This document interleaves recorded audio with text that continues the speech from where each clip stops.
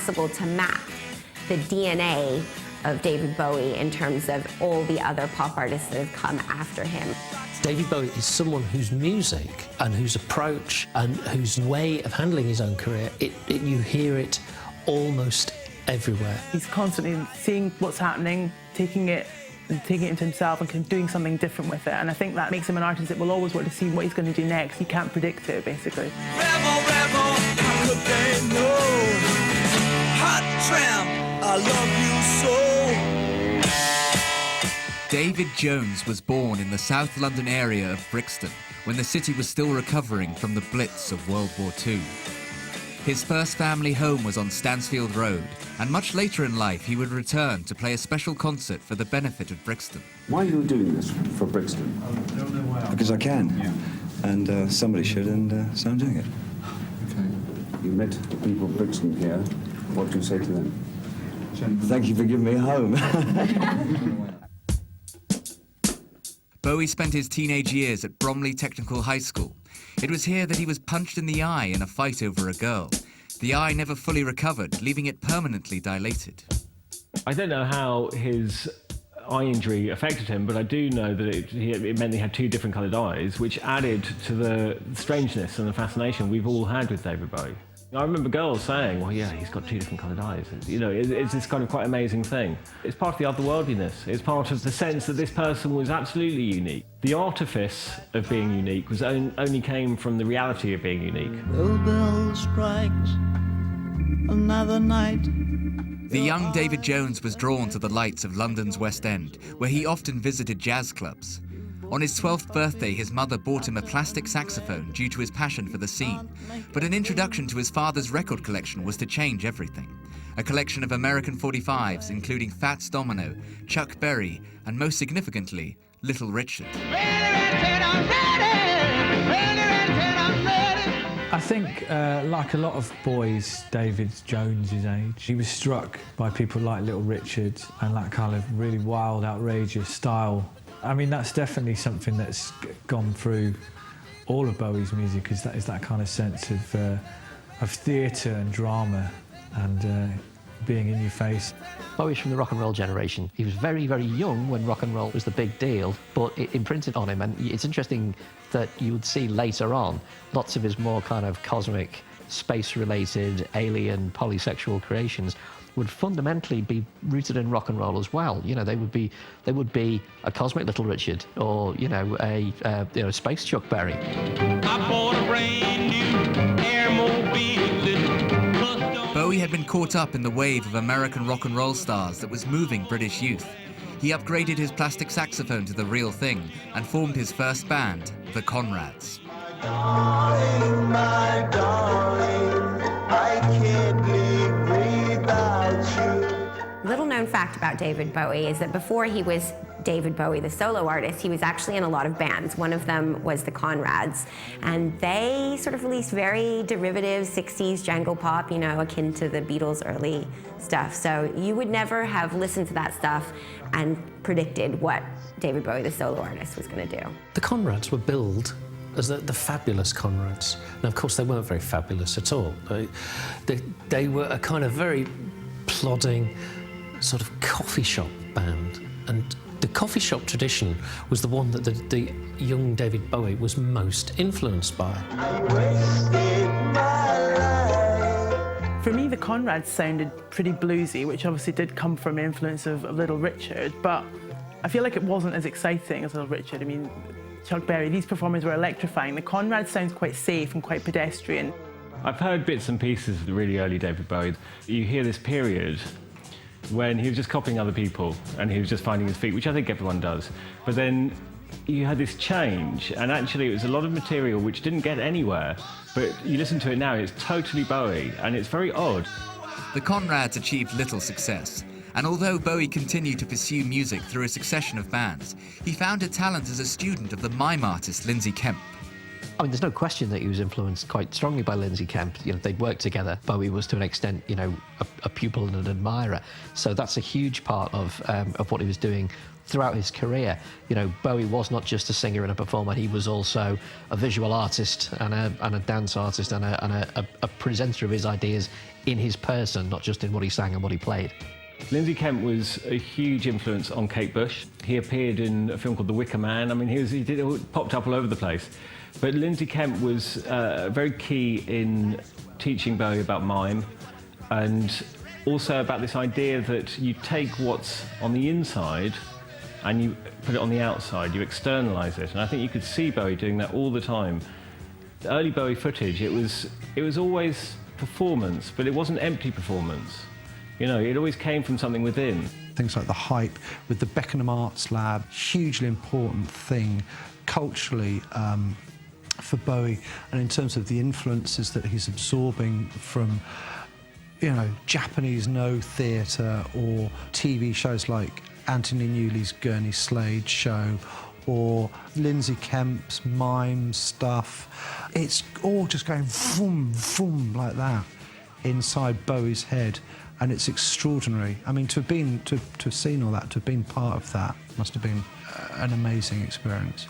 He definitely saw pop as a vehicle for avant-garde ideas, that it could be enriched and made more exciting by bringing in the creativity of people who weren't working in pop music. But he never lost sight of the fact that pop had to be thrilling in its own right. It had to be outrageous. The songs had to be short, fast, punchy, fizzing with ideas.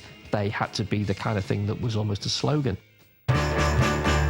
It was around this time David Jones began performing under the name of David Bowie, after the Alamo hero Jim Bowie and his famous Bowie knife. In the formative years of his career, New York band The Velvet Underground were a huge influence, with Bowie covering their single I'm Waiting for the Man. David Bowie's always had a special relationship with Waiting for the Man. He was doing it on his very last concert tours. It's been a live staple on and off through his whole career. No one else was covering the Velvet Underground at that time. No one else had their eye on the ball sufficiently to understand that Lou Reed was a great songwriter. What on earth he was doing covering it so early, I don't really know.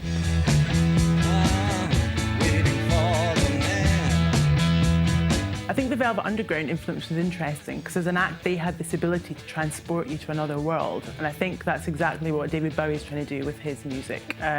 It was a really kind of important period in music. A lot of things were happening at that point. People were trying different things out, and both of these artists could take you to places that you hadn't even imagined. David Bowie could take you to Mars. I was amazed that he knew about the Velvet Underground at that time. I grew up and everyone knew about the Velvet Underground.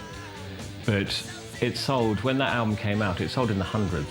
It didn't even sell in the thousands. So this is New York. It was quite incredible. I think that just learning about the Velvet Underground and kind of being exposed to that really opened his eyes to this sort of arty downtown New York scene, and that probably helped expand his horizons both musically and in terms of sartorial and whatever. It's a start of him being at the cutting edge, and it's almost the start of David Bowie, the man who's going to sell a lot of records. Just a perfect day. Drink sangria in the park. What he takes from Lou is that kind of, that New York, very seedy, kind of androgynous, the world, the people that are hanging around Warhol's factory, fascinating characters of questionable sexuality with questionable preferences. I think the makeup of the glam characters, the Ziggy character, the Diamond Dogs character that developed throughout the early 70s. I think he wanted to be Lou Reed at one point. Oh, it's such a perfect day. I'm glad I spent it with you. Oh, such a perfect... After several years of little success, bar a novelty record, The Laughing Gnome, Bowie got his break with Space Oddity, a song that soundtracked the BBC coverage of the moon landing of 1969. A driven and talented person who was just not going to let the world not hear his talents. Playing Space Oddity on an acoustic guitar and no backup, which was, I think, even before it had come out as a single, so that was quite a thrill. As the 1960s came to an end, Bowie made drastic changes to his image and formed a short-lived group known as The Hype. Performing in venues such as London's Roundhouse in outrageous outfits, it's now regarded by many as the start of glam rock.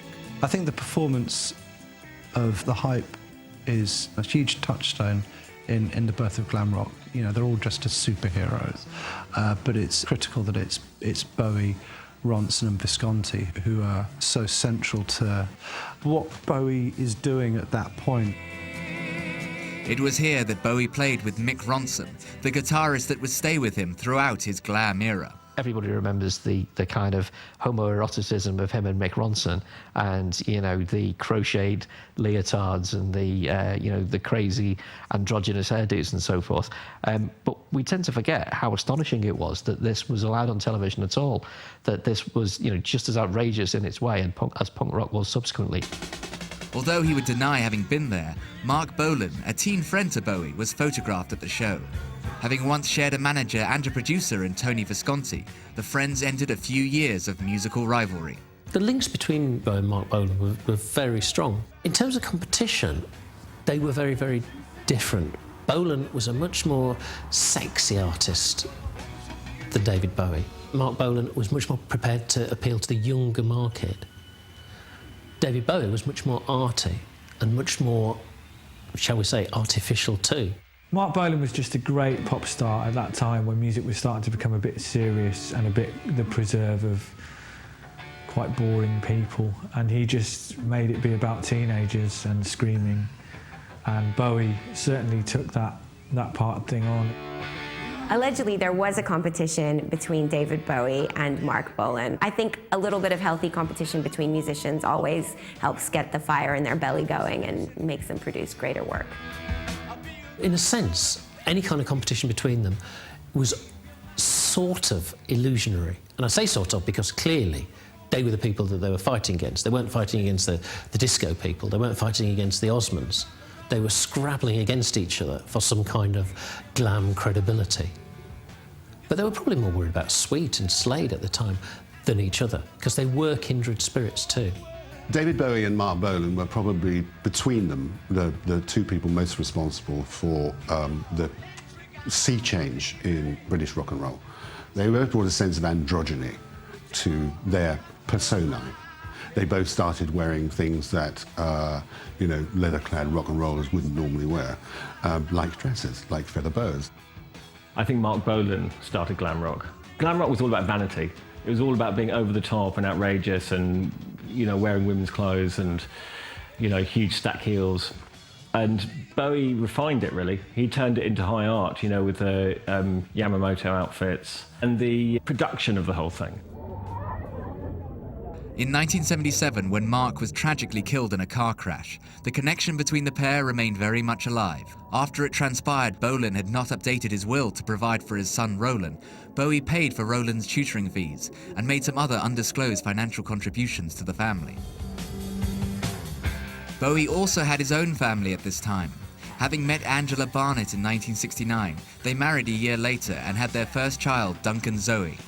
But Angela was as much a part of Bowie's professional life as his personal. Well, there's two sides to the Angie Bowie story.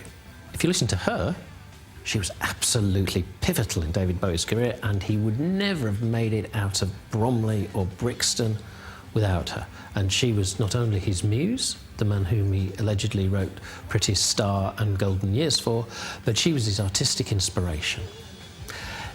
If you listen to anyone else, then she was the woman, or a bird as I believe they called them at the time, who would follow him around on tour and kind of get in the way a bit. Angie! Darling, I came to say good luck. Oh, you look beautiful, darling. I love that. Merci. David Bowie's first wife, Angie Bowie, was pretty instrumental, I think, in terms of opening David up to what was going on in America and, allowing him to have this sort of open relationship with her and just, kind of almost encouraging that flamboyant side of him to come out. Angie Bowie, without doubt, encouraged this aura of bisexuality. They dressed like each other, and she basically encouraged him to promote his bisexual image.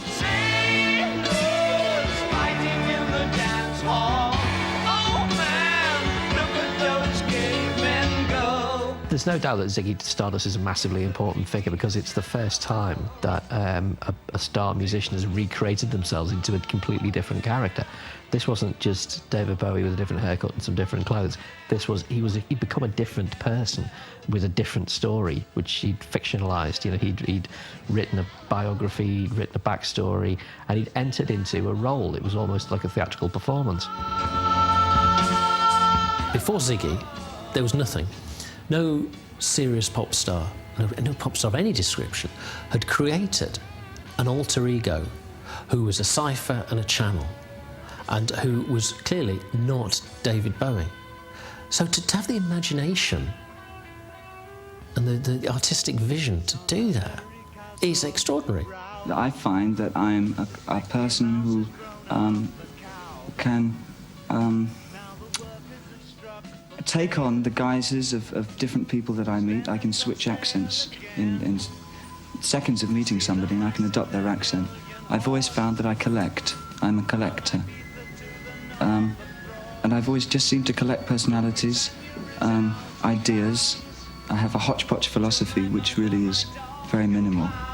He's seen as a chameleonic figure, a sort of shape-shifting, ahead of the game, multiple personalities all combined into one, very colourful character, and it particularly appeals, I think, in my experience, to men who were around at the same time as him, who were contemporaries, and also younger men who. It's almost like a romantic fascination with this guy who played with perceptions of himself. For me, the seminal album's got to be Ziggy Stardust, for the image, for the music, for the influence that it has, for the aesthetic, everything. It just seems like a completely perfect album, and it's gone on to influence so many people. I think if you just listen to one David Bowie record, it's got everything you need.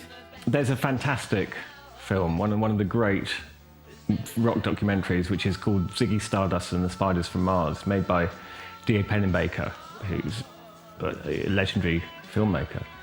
And that captures what was going on then. It captured the sort of chaos of the hysteria around Bowie, which is really just rising at that time of Ziggy Stardust. You're not alone. You're watching yourself, but you're so unfair. Ziggy stands above them all as being executed with such panache and that still exerts a resonance 40 years later, you know, that here we are talking about it. If he had retired when Ziggy retired, we would still be talking about it. Give me your hand, 'cause you're wonderful. The problem when you want to list the musicians and the artists who've been influenced by David Bowie is not where do you start, but where do you stop? I mean, look, let's start with the New York Dolls. Let's end with Lady Gaga. Let's look at all points in between. I think you can't underestimate how much of an impact the character of Ziggy Stardust has had on popular culture. You know, he is the concept pop star, you know. Lady Gaga, Madonna, there are all these people now who are huge who their stuff is referencing Ziggy Stardust, and he's just an incredible pop chameleon. Sits like a man, but he smiles like a reptile. Many, if not most, of the current crop of musicians, or musicians in the last 2 or 3 decades, have listened to Bowie, and they have had some influence in the way they've, if not in the way they present themselves, but in at least in the way that they investigate and explore music, and then produce it. No question about it. He's fantastically influential. Let yourself go. It was around this time Bowie opened his heart with a rare autobiographical note on the album Aladdin Sane. Aladdin Sane is a fantastic album. Bowie has quite often written about his schizophrenic brother. And I believe Aladdin Sane, the name, was a play on his brother's insanity, or if you call it insanity, it's schizophrenia, which is a very, very harsh condition to live with. And it was hanging over him, you know, it was in the family. So I think this was, to an extent, it was informing everything. It was the tragedy which was reminding him of the past and the reality of his situation. Not only did David Bowie's audience struggle to make the distinction between David Bowie and Ziggy Stardust, but in time, helped by industrial levels of cocaine, David Bowie failed to make the distinction between David Bowie and Ziggy Stardust. His alter ego bit back and consumed him. And I think, without being overly dramatic, almost killed him. Of all the shows on this tour, this particular show will remain with us the longest because not only is it the last show of the tour, but it's the last show that we'll ever do. Thank you. Having suddenly announced the shock death of Ziggy Stardust, Bowie took a dramatic new turn for the album Young Americans, absorbing the sounds of Philadelphia soul. If nothing else, David Bowie is a fantastically intelligent artist. And when he took the decision to kill Ziggy Stardust, he was not so much at a crossroads, but he didn't know where to go or what to do. And it took him a couple of albums to get over Ziggy Stardust. Now, he was incredibly creatively restless. And this, his move towards funk and his embracing of black American dance culture was the first real sign of this. He made a really funky, a really sexy, a great album. And this was also the first understanding that David Bowie was in it for the long haul, that he was different, that he was ahead of everybody else. Push her down behind the fridge and lays her down. She frowns into my life's a funny thing. Am I still too young? Bowie was all about dramatic departures. He gets into something and then just becomes obsessed with it, and that was his plastic soul phase, as he would call it. You know, it does feel like plastic soul, like white people's soul, but it's a it's a great, great record, Young Americans. It's the complete polar opposite from, you know, Beckenham and Ziggy and all that Ziggy represents. And that's a very Bowie thing to do. I've done this, it's run its course. What'll I do now? Something completely different. I guess it keeps you on your toes. To actually change into a kind of young soul rebel was the hardest switch for a lot of his fans to accommodate, including me, I have to say. He thought, well, here's a guy who's been creating extraordinary music. Why is he going backwards? It made him more successful in America than it did here. The British public didn't like it very much. The Americans loved it. It wasn't so much a sea change as a soul change. The glam era was over, and he was embracing American culture. I think, actually, I think it's all right to say this, I think he was embracing a lot of cocaine as well at the time. I don't want the young American. Whilst in America, Bowie not only found a new sound, he also found himself overrun by his addiction to drugs. There's an underlying unease here, definitely. You can feel it in every avenue. It's very calm, and it's a kind of a superficial calmness that they've developed to underplay the fact that that there's a lot of high pressure here. Feeling the pressure, Bowie and his friend Iggy Pop chose to relocate to Berlin to overcome their addictions. The Berlin period is really fascinating. He was trying to escape drugs after getting heavily into cocaine in LA. So he and Iggy Pop decided to go to Berlin, the heroin capital of Europe at the time. Interesting choice to clean up, but anyway, apparently they did. And apparently they spent a lot of time just wandering around. Berlin wasn't what it's like now, where it's a very, very fashionable place. It was stark, cold, poverty-stricken, and of course you had the Berlin Wall. But the Berlin period is certainly when Bowie's pushing himself most to his physical extremes. I mean, he's rail thin, he looks desperately ill, you know, he's showing no particular sign of understanding the predicament that he's in, the physical predicament. He's completely living in his own world. However, the music that comes out of it is astonishing. I mean, this is where you get Heroes, which is considered by many to be his best record. In the mid-70s, West Berlin was, of course, like no city on earth. It was this vibrant, decadent hotspot in the centre of East Germany. And it had this kind of desperation and vibrancy that no one else had. And if anyone in the mid-70s was in the mood for a little bit of dangerous, hedonistic decadence, it was David Bowie. Though nothing nothing will keep us together. He was influenced by Noi and krautrock, and he just took that kind of side of things and made it his and dabbled with it. I think he was also going through a difficult time in terms of drug addiction, and I think that pain and that darkness and that dabbling in the seedier side of life definitely comes across in those records, which is interesting. He draws on the iconography of the divided Berlin. He draws on the idea that there's a fissure down the middle of Europe, that there's a schism in the European heart, in the European soul almost, and he turns it into this, you know, fantastically bleak, fantastically charismatic and bizarrely appealing sound world.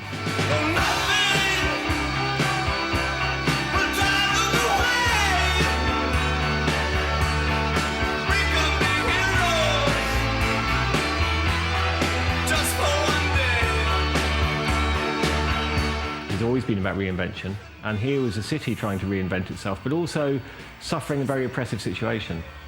So it's a really interesting period, and the album's sound, especially Low, were far extended what David Bowie had done before. At the same time, he was masterminding Iggy Pop's two best albums, The Idiot, which is just an incredible album, and Lust for Life. The album itself is just an incredible record. Producing for Iggy Pop, like, that's crazy. People don't even really realize the extent of influence and creativity that he'd follow and do this.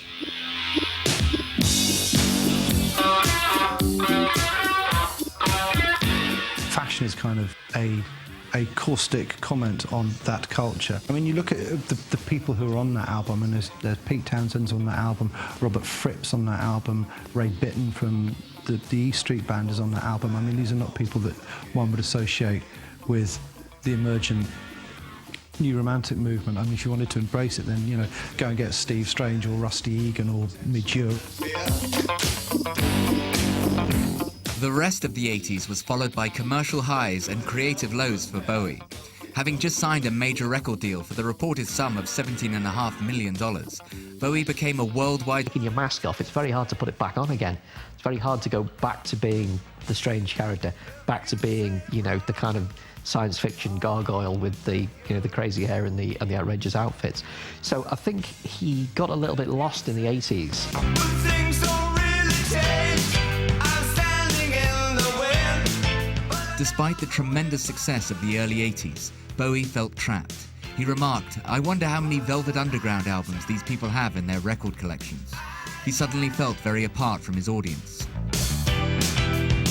There are people who would say that David Bowie in the 80s, starting with Let's Dance, is creatively his least successful period, certainly in comparison to Ziggy.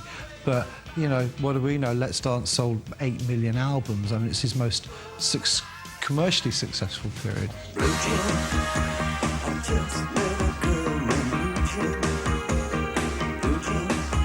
Towards the end of the 80s and the early 90s, when Bowie started to go a little bit more electronic, he definitely divided his fans. I personally loved the soundtrack he did for Labyrinth. I thought it was hilarious. What kind of magic spell to use? Who doesn't want to see David Bowie dancing about in some tights with a mullet? Jump, magic, jump. Bowie's acting career was always an eclectic collection, from family fare such as Labyrinth and Merry Christmas, Mr. Lawrence, to Nicholas Roeg's The Man Who Fell to Earth. The Man Who Fell to Earth I was completely obsessed by. I saw it when I was about 11, and it really, really disturbed me. The images were sort of burnt onto my retina. There was one where there was a bank of TV screens, and I think he was sort of slowly dying. Nothing was explained. It was all very surreal. And Bowie was perfect for it. I don't think he even said much. He said about 3 words in the entire film, but it didn't matter. It's absolutely captivating, but disturbing too. Bowie's acting is, you know, it's a massively varied thing, and you can't say it's all great, but the best films, like The Man Who Fell to Earth, or actually even in a weird way, Labyrinth, where he's playing a comedy version of David Bowie, they're wonderful because what you're seeing is the David Bowie you've heard on record, the David Bowie you've seen on stage, transplanted into the film environment. For 10, 15 years, he was always playing a role, So why shouldn't he play a role on screen? And certainly the relationship between the man who fell to earth, you know, the alien figure he plays there, and the people that existed within his records was very, very close, almost indivisibly close. So, you know, the acting side of it is, you know, is a huge part of what makes Bowie what he is. Wait! I've got a much better plan, Hoggle. Give her this.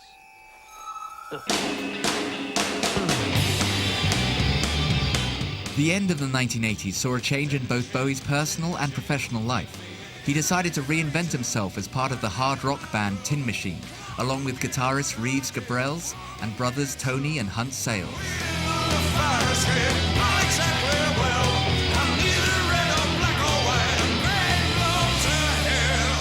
He was also introduced to supermodel Iman, whom he immediately fell for. His marriage to Iman seems to have been not just a stabilising thing in his life, but it seems to have given him a degree of perspective and made him sort of, you know, fall in love with the idea of being a bit of a homebody. The Tin Machine relationship, however, did not last, and Bowie soon returned to life as a solo artist and started experimenting with electronica. When comes the shaking man, elation in his eyes.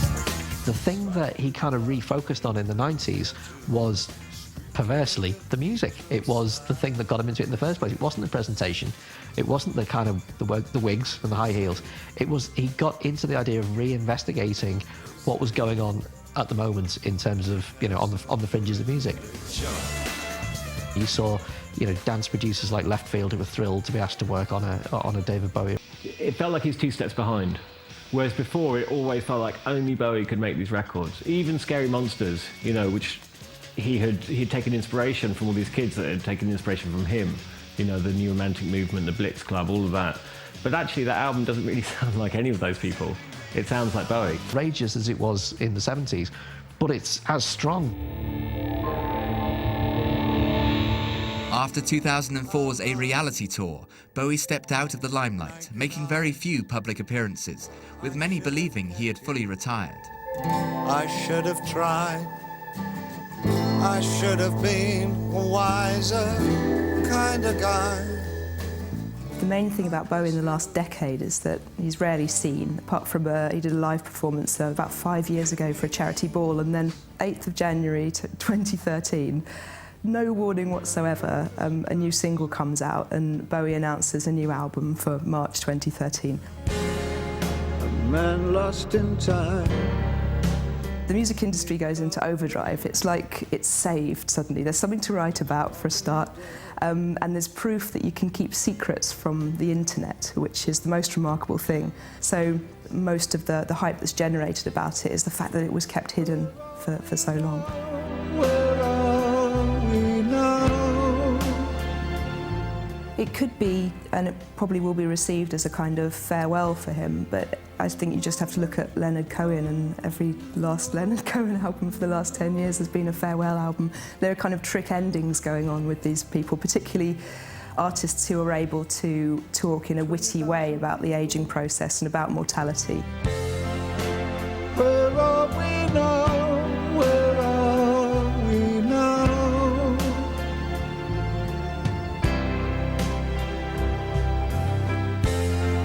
The moment you know, you know, you know. It's the dream, in a way, to see David Bowie come out of retirement and perform again. Absolute dream. From every generation, there seems to be something about Bowie that just connects with young people of a certain type. There's always a kind of little subsection of young people and musicians who just seem to get obsessed with Bowie, and it just ignites something inside of them and they want to do something. As long as there's fire.